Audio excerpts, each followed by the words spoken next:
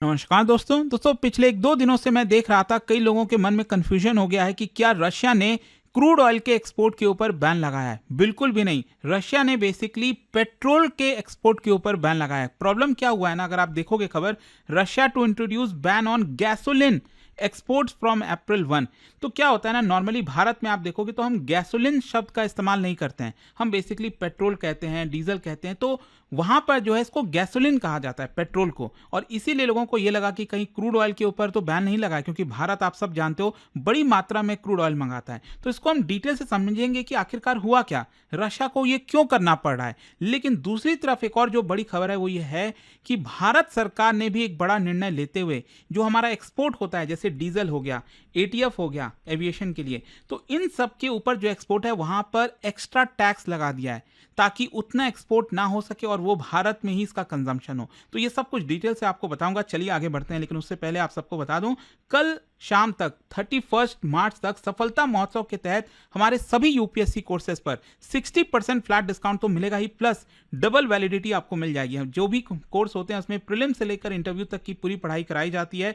Personal mentorship मिलता है, 18 books का पूरा सेट आपके घर पर भेजा जाता है। कोई भी अगर आपको डाउट है, बैच से रिलेटेड प्रॉब्लम है, ये फोन नंबर दिया, आप इस पर कॉल कर सकते हैं and use this code Ankit live maximum discount के लिए। चलिए शुरुआत करते हैं। सबसे पहले देखते हैं कि रशिया ने क्या किया।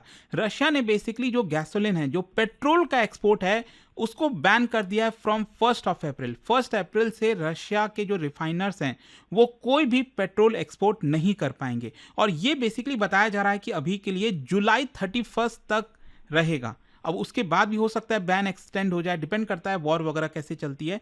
लेकिन 31 जुलाई तक तो ये बैन लगा दिया है एंड ये सभी ऑलमोस्ट सभी एक्सपोर्टर्स के ऊपर अप्लाई होगा। एंड ध्यान रखिएगा, जैसा मैंने आपको बताया, this is not crude oil. ये बेसिकली जो क्रूड ऑयल से हम रिफाइनिंग करके जो पेट्रोल डीजल अलग अलग चीज़ें मिलती हैं, तो उसके ऊपर लगाया गया है। एंड ध्यान रखिए कि ये डायरेक्टली कंज्यूमर्स के ऊपर इंपैक्ट करता है। अच्छा, इसका बैकग्राउंड समझिए। जो गैसोलिन है, जो पेट्रोल है, इतना मैटर क्यों करता है। देखो, जो क्रूड ऑयल की रिफाइनरी होती है ना, जो क्रूड ऑयल प्रोसेस किया जाता है, उसको हम अपस्ट्रीम कहते हैं। जैसे जामनगर में आप सब जानते हो एशिया की सबसे बड़ी रिफाइनरी है, तो वहाँ पर जो रिफाइनिंग होता है, क्रूड ऑयल आता है, तो वो बेसिकली अपस्ट्रीम वाला कहते हैं स्टेज। और डाउन स्ट्रीम मतलब जो जो पेट्रोल हो गया, डीजल हो गया, जो हम डायरेक्टली अपने गाड़ियों में भरवाते हैं, राइट। तो पेट्रोल की शॉर्टेज अगर हो गई तो ध्यान रखिए ये बहुत बड़ा प्रॉब्लम हो जाएगा। जैसे क्रूड ऑयल का अगर मान लो शॉर्टेज होता भी है तो भी हमारे पास अच्छा खासा रिजर्व रहता है पेट्रोल और डीजल का। जैसे अगर आपको याद होगा, रिसेंटली सरकार का कहना था कि हमारे पास 60 डे का ऑयल स्टॉक है। वैसे अगर आप देखोगे, आप सब जानते हो, हमारे पास जो स्ट्रैटेजिक पेट्रोलियम रिजर्व है ना, वो तो हार्डली 9 दिन का ही है। लेकिन इस स्ट्रैटेजिक पेट्रोलियम रिजर्व में हम क्रूड ऑयल को स्टोर करते हैं, हम कोई पेट्रोल और डीजल थोड़ी स्टोर करते हैं। लेकिन सरकार कह रही है 60 डेज। तो इसमें भी कई लोग समझ नहीं पा रहे थे कि हमारे पास तो सिर्फ 9 दिन का रिजर्व है, ये स्ट्रैटेजिक पेट्रोलियम रिजर्व। लेकिन ये 60 डेज टोटल मिलाकर होता है, जो जो हमारे पास जो ऑयल कंपनीज हैं जो स्टोर करके रखते हैं पेट्रोल और डीजल को। तो वहां पर प्रॉब्लम नहीं होनी चाहिए। अचानक से सोचो, अभी मैं देख भी रहा था कई जगह कुछ गलत खबरें भी चली जाती हैं और फेक न्यूज़ चलने लगा कि कल से पेट्रोल नहीं मिलेगा, और अचानक से लोग जो है कतारें लगाने लग गए, लाइन लगाने लग गए। पता नहीं क्या हो जाता है, भारत में भी लोग कहाँ से क्या खबरें ले आते हैं, इस तरह की चीज़ें चलने लग गई थी। तो ये चीज़ है कि भारत के पास भी अपना अच्छा खासा स्टॉक पड़ा है। अच्छा, मेन रीज़न क्या है, रशिया ने ये कदम क्यों लिया। सबसे पहला है, रशिया के अंदर जो डोमेस्टिक प्राइस है उसको स्टेबलाइज करने के लिए। क्या है कि रशिया की गवर्नमेंट चाहती है कि इन्फ्लेशन ना हो, पब्लिक डिसकंटेंट को अवॉइड किया जाए, और इनके एक्सपोर्ट्स के ऊपर रिस्ट्रिक्ट करके मतलब ज़्यादातर डोमेस्टिक सप्लाई बढ़ जाएगी, और भी ज़्यादा रशिया सप्लाई करने की कोशिश कर रहा है ताकि रशिया के लोगों को डायरेक्टली प्रॉब्लम ना हो।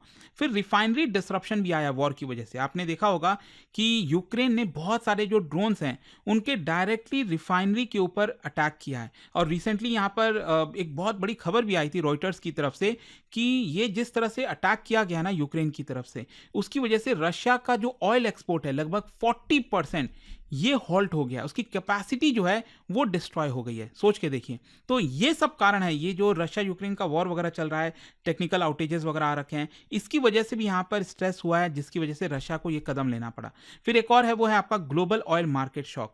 मतलब कि अभी जो पूरा डिस्ट्रप्शन चल रहा है ईरान वॉर की वजह से, यहाँ पर सप्लाई अनसर्टेनिटी हो गई है, इंश्योरेंस के कॉस्ट बढ़ गए हैं। तो रशिया को भी ऐसा लगता है कि आगे क्या होगा नहीं होगा, तो इससे अच्छा है पहले से ही प्रिपेयर करके रख लो। एंड सीजनल डिमांड स्पाइक भी है। रशिया में क्या होता है ना, अप्रैल से जुलाई का जो महीना होता है एग्रीकल्चर सीजन होता है, जहां पर पेट्रोल की डिमांड जो है वो बहुत बढ़ जाती है, फ्यूल की डिमांड। और जो समर ट्रैवल सीजन है ये भी, इसमें भी डिमांड बढ़ जाती है। तो इसी को एंटिसिपेट करते हुए रशिया ने सोचा कि डिमांड तो बढ़ेगा ही, तो यहाँ पर हम पहले ही रेस्ट्रिक्शंस लगा देते हैं। और पॉलिसी भी है, देखो 2023-24 में भी ऐसा किया था रशिया ने, तो ये कोई पहली बार नहीं कर रहा है।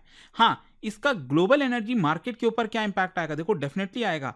यहां पर भले ही आप क्रूड ऑयल को स्टॉप नहीं करो, क्रूड ऑयल हो जाता तब तो बहुत बड़ी प्रॉब्लम आ जाती, लेकिन हाँ, यहां पर बहुत सारे ऐसे कंट्रीज हैं जो डायरेक्टली इंपोर्ट करते हैं रशिया से पेट्रोल डीजल को, क्योंकि उनके पास वो कैपेसिटी ही नहीं है रिफाइनरी की। भारत तो क्या है कि हम कोई बड़ी मात्रा में पेट्रोल डीजल डायरेक्टली इंपोर्ट नहीं करते, हम तो क्रूड ऑयल मंगाते हैं, क्योंकि हमारे पास कैपेसिटी है, हम उसकी रिफाइनिंग कर सकते हैं और उससे पेट्रोल डीजल एक्सट्रैक्ट कर सकते हैं।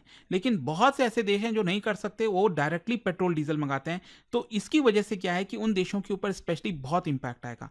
जहां तक भारत का सवाल है तो देखो, डायरेक्टली हमारे ऊपर इंपैक्ट नहीं करेगा, क्योंकि हम जो भी रशिया से ऑयल मंगाते हैं वो क्रूड ऑयल होता है, राइट।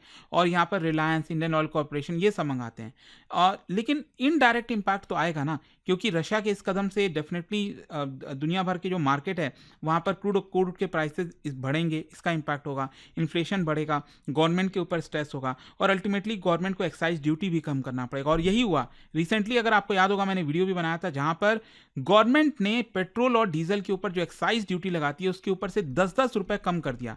वैसे तो सरकार पहले से बहुत ज़्यादा टैक्स लगा रखी थी, इसीलिए हमारे देश में पेट्रोल डीजल के दाम 100-100 रुपए चल रहे थे। लेकिन अब क्या है कि सरकार ने ऑलमोस्ट अपना जितना भी टैक्सेस वगैरह है सेंट्रल गवर्नमेंट ने, वो यहाँ पर हटाने की कोशिश की है, क्योंकि अगर वो नहीं हटाते तो अल्टीमेटली पेट्रोल डीजल के दाम बढ़ाने पड़ते। तो सरकार ने सोचा कि अभी दाम नहीं बढ़ाते हैं। खैर, इसके अलावा जो एक और बड़ा यहाँ पर खबर आया है वो ये है कि भारत ने भी अपने सभी रिफाइनरीज को ये कह दिया है कि आप अगर एक्सपोर्ट करते हो पेट्रोल को, डीजल को, तो यहां पर हम आपके ऊपर टैक्स लगाएंगे।